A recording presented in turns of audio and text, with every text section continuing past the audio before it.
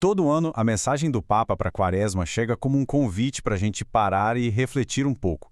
E a deste ano de 2026, olha, toca num ponto que acho que todo mundo sente na pele.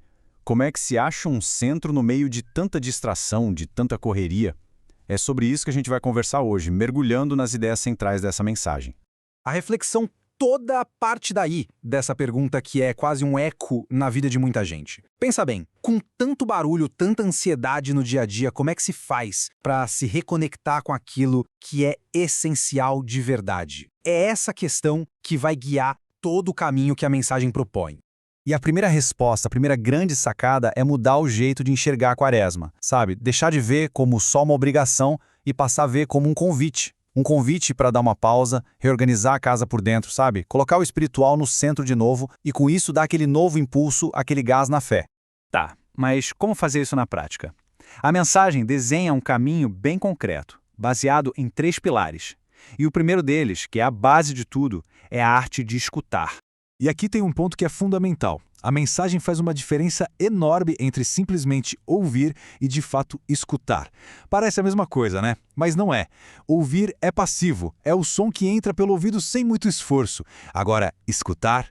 Escutar é outra história. É uma atitude, é um desejo ativo de se conectar, de querer entender de verdade o que o outro está dizendo. Para mostrar a força disso, a mensagem vai lá na raiz, mostrando que essa escuta atenta é uma qualidade do próprio Deus. Lembra daquela passagem do Êxodo? Deus primeiro escuta o clamor do povo. Percebe? É a escuta que dá o start, que inicia todo o processo de libertação. É algo muito poderoso. Então, essa escuta não é algo aleatório. Ela segue um percurso, quase um passo a passo. Começa com a escuta da palavra de Deus, depois se abre para escutar a realidade do mundo que está acontecendo à nossa volta, e por fim nos torna capazes de reconhecer o clamor de quem sofre, e aí sim responder de forma ativa. Beleza, o primeiro pilar é escutar. E o segundo? O segundo é o jejum. Mas calma, não é só sobre comida. A mensagem apresenta o jejum como uma preparação. É como se a gente preparasse o terreno interior para poder acolher de verdade aquilo que a gente escutou. O conceito aqui é bem mais amplo.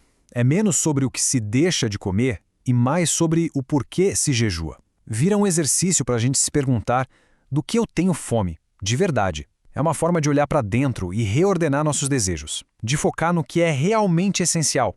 E tem uma ideia de Santo Agostinho que a mensagem traz que é genial. Ele diz que o jejum dilata a alma. Pensa nisso. Ao disciplinar um desejo, a gente não está só se purificando, mas está abrindo mais espaço dentro da gente. Um espaço para desejar coisas maiores, como o bem, como a justiça. E é aqui que vem a proposta talvez mais concreta, mais inovadora da mensagem. Um jejum que vai muito além do alimento e se foca em algo que a gente usa o tempo todo sem nem perceber: as palavras.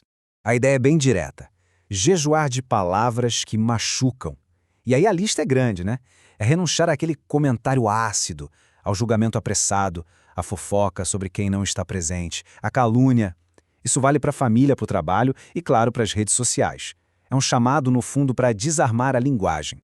Mas o objetivo não é só o silêncio. Não é só parar de falar o que é ruim. A ideia é transformadora. É sobre criar um espaço. E nesse espaço que a gente abre, ao não usar palavras que ferem, a gente pode começar a plantar outras coisas. Palavras de esperança, de gentileza, de paz. É uma troca. E isso nos leva direto para o pilar final, que amarra tudo. A mensagem bate muito nessa tecla.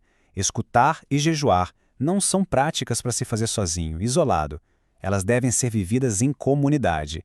Devem nos levar a agir, juntos. É como se essa conversão tivesse duas faces da mesma moeda.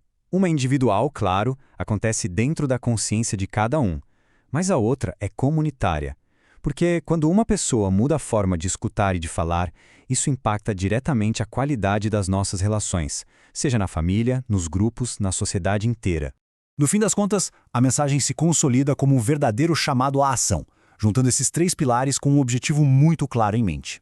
E o grande objetivo é este: transformar nossas comunidades em espaços de acolhimento. Lugares onde o sofrimento de alguém é realmente ouvido e onde essa escuta ativa não morre em si mesma, mas se transforma em solidariedade, em uma ação que liberta. Então, para a gente guardar, o resumo da ópera é esse: escutar profundamente, jejuar de palavras que fazem mal, e a partir daí construir comunidades mais fortes e solidárias. Simples de entender, mas ao mesmo tempo um baita desafio. E para fechar, fica no ar essa pergunta que a mensagem nos deixa. No nosso mundo de hoje, tão cheio de ruído e polarização, qual seria o impacto real se cada um de nós se comprometesse a usar as palavras para construir pontes em vez de muros? É um pensamento poderoso para a gente levar daqui para frente.